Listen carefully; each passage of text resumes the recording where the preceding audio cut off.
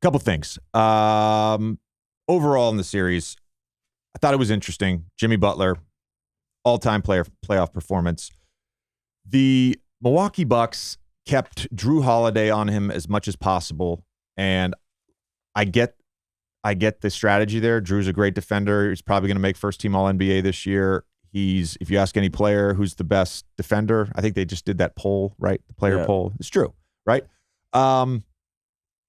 But no real adjustment from Milwaukee for the series in 5 games, where Butler averaged 37 and change. He was double teamed a total of 7 plays. 4 of those came in game 4 when he had 56, and he was not double teamed at all in game 5. Didn't like that. Why the fuck was Brook Lopez not in the game on the lob pass to Jimmy Butler? For the life of me, I will never understand that. Why was there no timeout called with 0.5 seconds? Can't take it with you. Yep.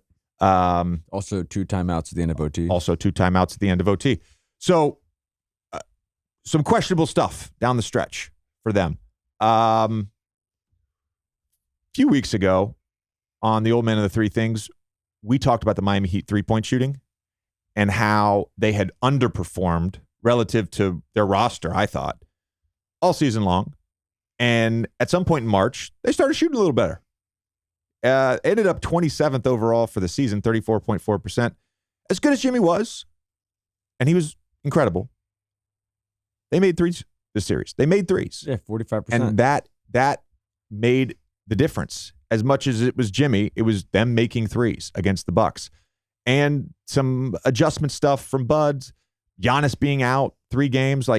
There's no asterisk here. Did you see this tweet where somebody was talking about some finals, I can't remember, some championship, and it's just like, dude, there's an asterisk next to every single. You can make an argument for every single season, at least in the last 20 years, where you're like, oh well, this happened, which led to this. This guy got hurt, or this specific call went against the team, or this one shot. Right? It's that's basketball. It happens. So Giannis being out. Is it a different series of Giannis? Yes, it is a different series. Give credit to Miami Heat. Fantastic performance. But also, Hero's been out.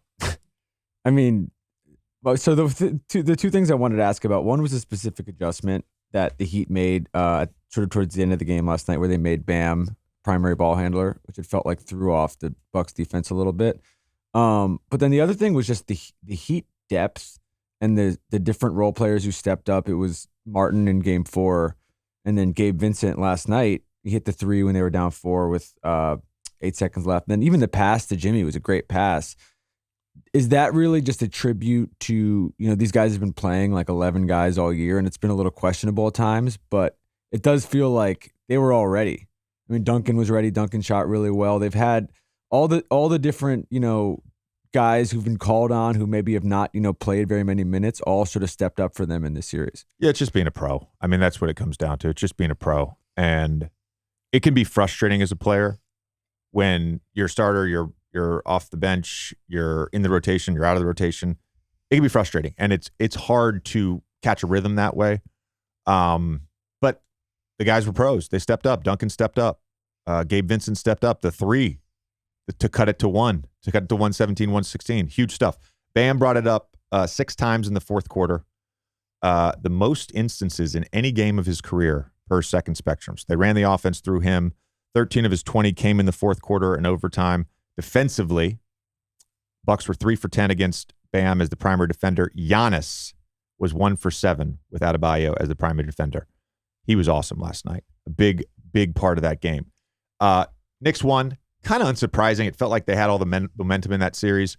So we have this Knicks-Heat matchup on DraftKings right now. The Knicks are the favorites. They're minus 140 for the series. Heat are at plus 120. Knicks, who would have thought? Home court advantage in the second round. Knicks are a 4.5-point favorite at home for game 1. The 90s are back. Knicks Heat playoffs. Yeah, it's gonna be a great series. Julius hurt his ankle again last night, so we don't really have information on that. They haven't released anything. Don't know the severity of it. Don't know how it. He seemed, he'd missed the last 5 or 6 games of the regular season because of the ankle injury. It seemed like it had been bothering him as it was. I think he's got to be on the court in this series. One thing to note, if he is playing, we saw this a ton in the Milwaukee-Miami series.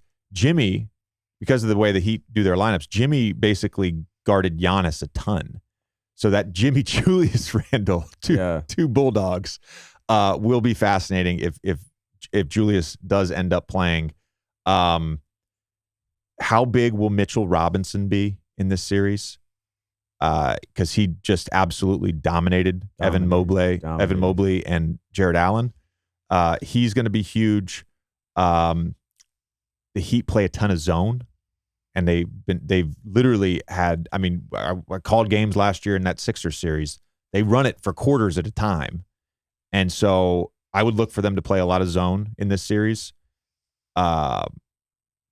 Knicks not great shooting team, so that's one thing to watch. That matchup, Julius Jimmy. Another thing to watch, Mitchell Robinson. Who guards Jimmy on the other end? It'll probably be R.J. Barrett or Josh Hart for most of the series. Do they double Jimmy? Like, can the Miami Heat shooters continue this torrid stretch? Yeah, just a fascinating overall series. Knicks Miami. God, I did not expect this. One stat from the Knicks game last night that I thought was just sort of representative of the whole series. Cavaliers 29 rebounds. Mitchell Robinson and Josh Hart combined 29 rebounds. Yeah. So what do the Heat do to not get destroyed on the boards? Yeah. It's not just a matter of boxing out. It's really about, you almost have to double team a guy like Mitchell Robinson, double box out there. The awareness, I think, for Josh Hart, because he's such a good offensive rebounder crashing in from the 3-point line. You just have to have awareness. I mean, those are the two guys, Hartenstein as well, and they're not going to play Hartenstein and Robinson at the same time. So you probably have to, double team. Call it a crackback. That's what we call it. You got a crackback on the big. Second chance points in that series, Knicks 91, Cavs 55. Points off turnovers 111-76 in the Knicks' favor. Fast break points 78-55. Overall rebounds 227, 186. You're spot on, Tommy. This series, as much as I talk about those individual matchups, as much as I talk about the Miami Heat's three-point shooting, it's going to come down to the nitty-gritty, grimy details. And I think both teams can make their mark in this series doing that stuff. It's NBA playoffs time. This week, everyone can score a no-sweat same-game parlay every day during the NBA playoffs. Download the DraftKings Sportsbook app using code JJ, opt in, and place a same-game parlay on any NBA game. If it doesn't hit, you'll get a bonus bet back up to $10. Only at DraftKings Sportsbook with code JJ. Gambling problem? Call 1-800-GAMBLER. In Massachusetts, call 800-327-5050 or visit gamblinghelplinema.org. In New York, call 877-8-HOPE-NY or text HOPE-NY 467-369. In Kansas, call 1-800-522-4700 on behalf of Boot Hill Casino and Resort, Kansas. 21 and over in most eligible states, but age varies by jurisdiction. Eligibility restrictions apply. See DraftKings.com/sportsbook for details and state-specific responsible gambling resources.